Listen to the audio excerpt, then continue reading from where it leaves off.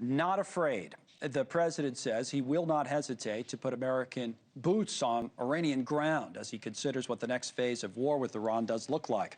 No imminent threat, okay? A top Trump official quits, undercuts the president's reason for going to war in the first place.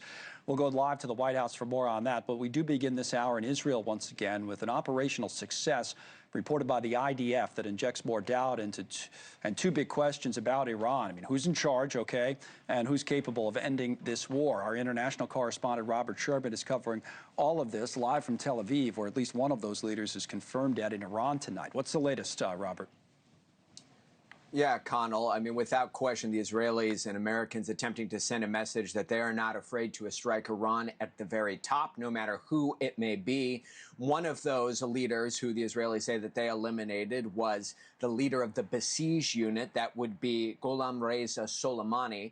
The other one, Ali Larijani, who's the national security chief of Iran, and who I would emphasize, especially since the elimination of Supreme Leader Khamenei, has been one of the most outspoken and defiant voices that you have heard from the Iranian regime to this point, constantly echoing sentiments of defiance online. In fact, he was eliminated, according to the Israelis. That announcement came down just minutes after he posted his last social media post online as well. I mean, that shows how quickly things move out here. Prime Minister Benjamin Netanyahu trumpeting this as a major success tonight, saying, quote, "We eliminated Ali Larijani and the commander of the Basij. We are destabilizing this regime in the hope of giving the Iranian people an opportunity to remove it. At the same time, we are assisting our American allies in the Gulf, both through indirect strikes and direct operations." Iran not backing away, however, and the same can be said for many of their militias that operate around the region.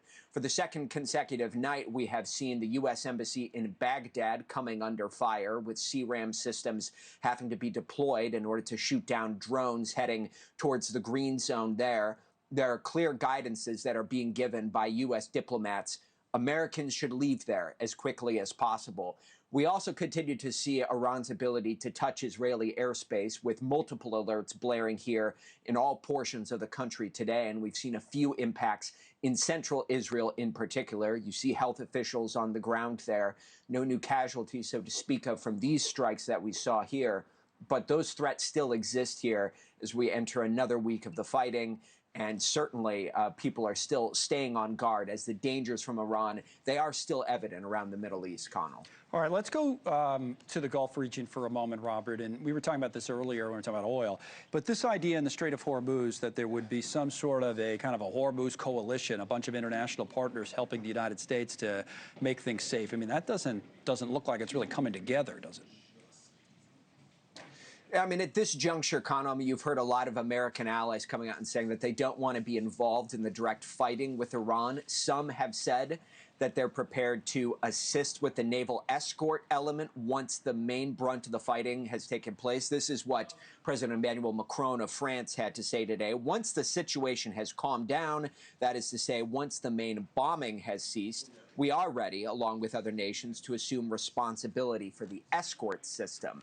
Clear distinction being made there, wanting to get to the other side of the heavy brunt of fighting. And you've heard that from some other European leaders. For those nations that are a bit closer to all of this, the UAE and Qatar, they have a more pressing interest in getting the Strait of Hormuz open. But nobody has formally said that they're coming in on this coalition here.